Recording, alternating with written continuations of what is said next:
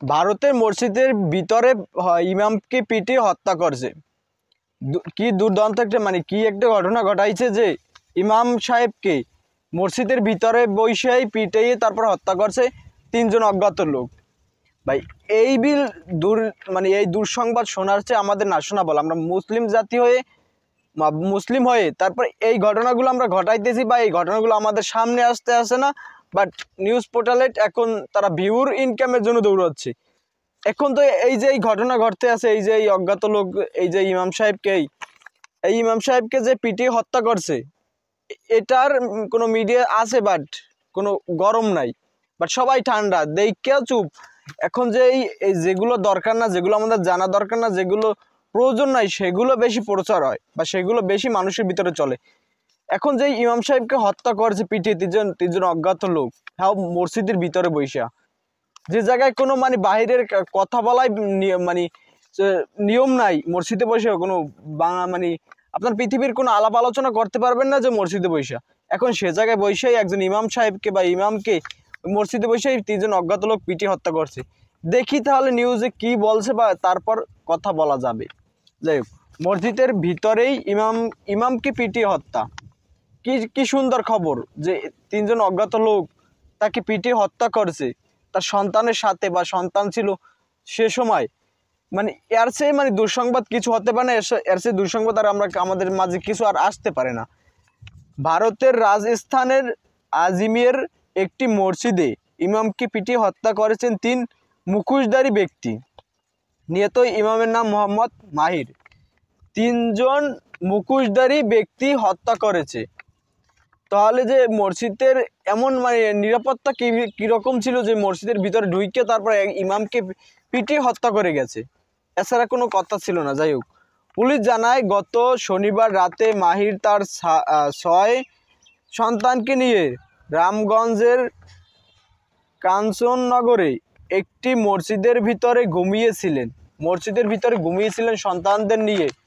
সে সময় অজ্ঞাত 3 জন লোক পিটিয়ে হত্যা করেছে।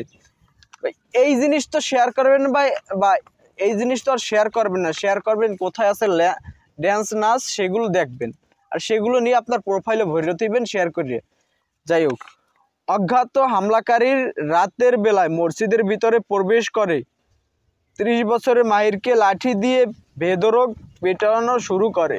শব্দ পেয়ে তার ছেলেরা ঘুম থেকে জেগে ওঠে, সাহায্যের জন্য চিৎকার করে তাদের হত্যার হুমকি দেওয়া হয়। তাহলে তার সন্তানের সামনে তার বাবাকে মেরে গেছে, বা সন্তানের সামনে তার সন্তানের বাবাকে মেরে গেছে, কিন্তু সন্তানের কোনো ক্ষতি করলো না। বা ইমাম সাহেব এমন কি করলো, বা ইমাম সাহেবের সাথে এমন কি ঘটনা ঘটলো যে ওই মসজিদে বসে ঢুকে তারপর বাইরে কি পেতো না, যে নাকি ওই মসজিদে বসে তাকে মারতে হবে বা মসজিদে বসে তার সাথে এরকম ঘটনা ঘটাতে হবে। হামলাকারীদের মাহিরের মোবাইল ফোনও কেড়ে নেয়, যে কারণে তার সন্তানরা ফোনের সাহায্য চাইতে পারেনি। পরে হামলাকারীদের চলে গেলে তারা মসজিদ থেকে প্রবেশের কাছে সাহায্য চায়, প্রতিবেশীদের কাছে সাহায্য চায়। হামলাকারীরা চলে যায়, তারপর প্রতিবেশীদের কাছে বাইরে সন্তানরা সাহায্য চায়। তার আগে কেউ ওর কাছে নিজের পিতাকে নিজের সামনে চোখে দেখছে যে 3 জন অজ্ঞাত লোক পিটাতে আছে, কিন্তু কোনোভাবে সাহায্য কারো কাছে চাইতে পারতেছে না, নিজে কিছু করতে পারতেছে না। পুলিশ জানায় প্রতিবেশীরা গিয়ে মাহিরকে মৃত অবস্থায় উদ্ধার করে। মাহিরের বাড়ি উত্তর প্রদেশের রামপুরা। তাই যখন অজ্ঞাত 3 জন লোক ইমাম সাহেবকে পিটিয়ে হত্যা করে বা ইমাম সাহেবকে যখন পিটায়, ইমাম সাহেব কি মুখ খোলেনি বা ইমাম সাহেব কি ডাকাডাকি করেনি, তখন তারা এই প্রতিবেশীরা কোথায় ছিল যে 3 জন তারপর ওই 3 জন পিটিয়ে একটা নিশ্চুমে পিটিয়ে তারপর মাইরে তারপর চলে গেছে।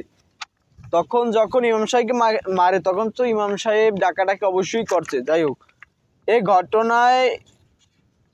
ঘটনায় এখনো কাউকে গ্রেপ্তার করা হয়নি, গ্রেপ্তার করা সম্ভব হয়নি বলে জানিয়েছে পুলিশ। বলছে তারা হামলাকারীদের পরিচয় শনাক্ত করতে পারেনি, তাদের গ্রেপ্তারের চেষ্টা চলছে। পুলিশ জানায় কি কারণে এ হত্যাকাণ্ড তাও এখনো নিশ্চিত হওয়া যায়নি। পুলিশ ওই এলাকায় সিসি ফুটেজ পরীক্ষা করে দেখছেন। এই ঘটনায় একটি হত্যা মামলা দায়ের করা হয়েছে। ইমাম সাহেবকে হত্যা করেছে, এই যে এর চেয়ে মানে দুঃখজনক ঘটনা আর কিছু হতে পারে না। যে এই রকম একটা মানে খবর আমাদেরও বা বর্ণনা দিতে হবে বা আমাদেরও শুনতে হবে যে মসজিদের ভিতরে ইমাম সাহেব ঘুমিয়েছিল বা ইমাম সাহেব সেখানে ছিল, সে অবস্থায় তাকে পিটিয়ে হত্যা করে গেছে। এই যে এই দুঃখজনক ঘটনা আমাদেরও এই মুসলিম জাতি হয়ে এগুলো আমরা এখন আমাদেরও দেখতে হয়েছে বা আমরা বর্ণনা করতেছি বা আমরাও শুনতে আছি যে ইমাম সাহেব যে মানে ইসলামিক বিষয়ে কথা বলবে, ইসলামিক শিক্ষা দেবে, ইসলামী নাম যে বেটার পিছনে বলতে গেল হাজারো মানুষ নামাজ পড়ে বা হাজারো মানুষের নামাজ আদায় করে পিছন থেকে, সেই মানুষকেই এরকম পিটিয়ে হত্যা করেছে। তাহলে যদি আপনি আমি বা আর একজন সাধারণ মানুষ, তাহলে সেটার কি গ্যারান্টি আছে যে এই রকম ঘটনা ঘটাবে না? ইমাম সাহেব কি যখন যার পিছনে ইমাম সাহেব কি ইসলামিক বিষয় আলোচনা করে, ইসলাম বিষয়ে কথা বলে, তাকেই পিটিয়ে হত্যা করে ফেললো। তার সন্তানরা চেয়ে চেয়ে দেখলো, কিন্তু সন্তানরা কিছুই করতে পারলো না তার জন্য।